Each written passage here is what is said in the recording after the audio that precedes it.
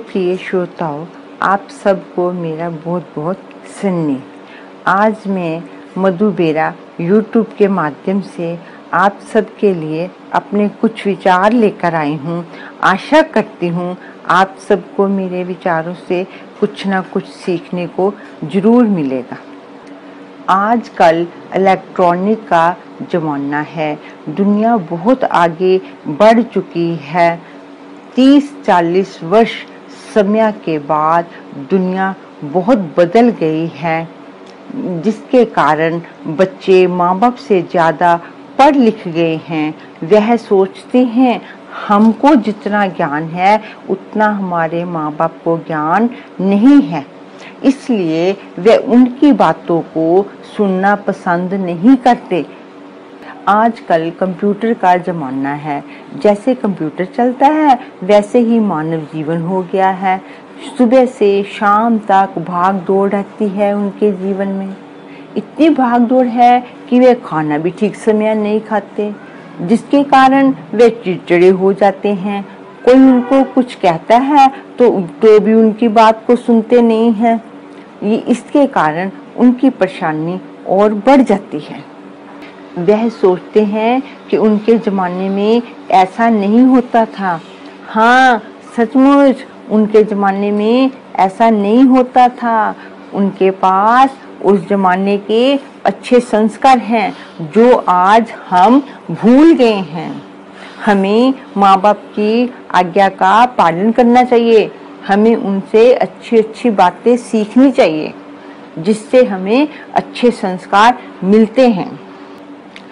पहले ज़माने में ज़्यादातर लोग चूल्हे पर खाना बनाते थे।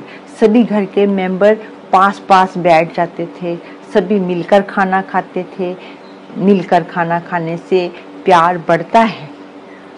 आजकल मिलकर तो क्या खाना खाना, बैठकर खाना खाने का भी समय नहीं है, क्योंकि आज की ज़िंदगी में बहुत भाग दौड़ है। हम चलते फिरते खाना खाते हैं। जब हम कभी घर के सभी मेंबर इकट्ठे बैठ भी जाते हैं, कभी समय मिल जाए तो सब क्या करते हैं, मोबाइल पर लग जाते हैं। कोई व्हाट्सएप करता है, बच्चे कार्टून देखते हैं, उनको वही अच्छा लगता है। जिनका खेलने कूदने का समय है वो भी बच्चे टैब पर और मोबाइल पर लग जाते हैं। लेकिन इन्हीं कारणों के कारण हमें अच्छे संस्कार नहीं मिलते।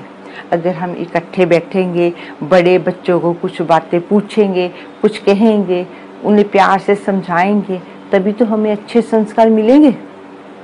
हम अच्छे अच्छे काम करेंगे तभी तो हमें अच्छे अच्छे संस्कार मिलेंगे।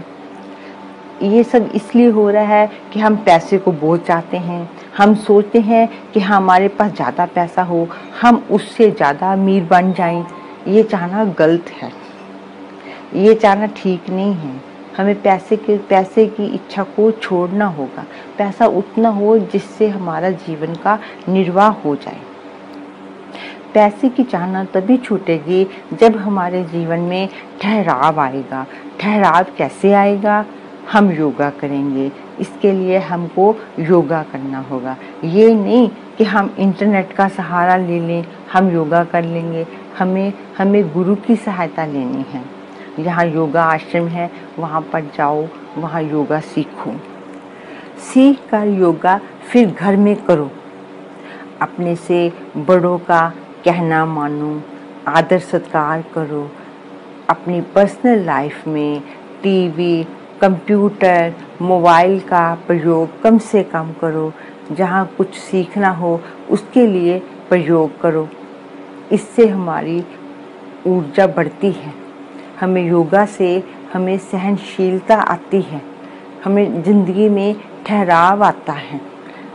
अपना सुबह उठो, नहा धोकर पाठ पूजा करो, अपने इष्ट देव को याद करो, जिससे हमारा दिन अच्छा बीते।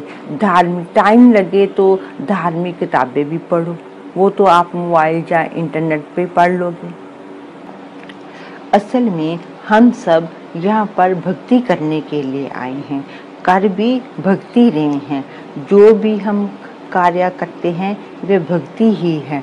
जब हमारा जन्म भक्ति करने के लिए हुआ है, तो इसलिए जो भी कार्य करते हैं वे भक्ति ही है। भक्ति से हमें ज्ञान प्राप्त होता है। योगा, भक्ति, बड़ों से संस्कार लेने से हमारा जीवन सुखमयी, खुशहाल, निरोग बन जाएगा। इसकी मैं एक उदाहरण आपको देती हूँ। पिछले हफ्ते मैं टीवी देख रही थी, वहाँ पर जी हिंदुस्तान एक नए चैनल, न्यूज़ चैनल की ओपनिंग हो रही थी। वहाँ पर सुभाष चंद्र जी भाषण दे रहे थे और वहाँ पर हमारे देश के प्रधानमंत्री जी, राष्ट्रपति जी और उनके गुरु अवधेशानंद जी बैठे हुए थे और भी बड़ी बड़ी हस्तियाँ बहुत सारी बैठी हुई थी। सभी ने भाषण दिया।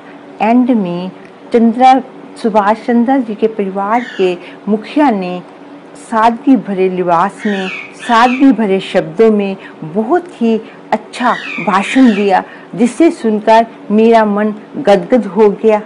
यहाँ पर बुजुर्गों की आज्ञा का पालन होता है, उनका सत्कार होता है। वह परिवार हमेशा फलता फूलता है, आगे बढ़ता है, तरक्की करता है। ये उदाहरण एक सुभाष चंद्र जी का परिवार है। मेरे कहने का मतलब ये है, जो बच्चे अपने माता पिता की आज्ञा का पालन करते हैं, बड़ों का आदर सत्कार करते हैं, गुरुजनों की सेवा करते हैं, उनका भविष्य बहुत उज्जवल होता है। वे हमेशा तरक्की की राह पर होते हैं, सफलता उनको कदम कदम पर मिलती है। इसी के साथ मैं अपनी वाणी को विराम देती हूँ। नमस्कार।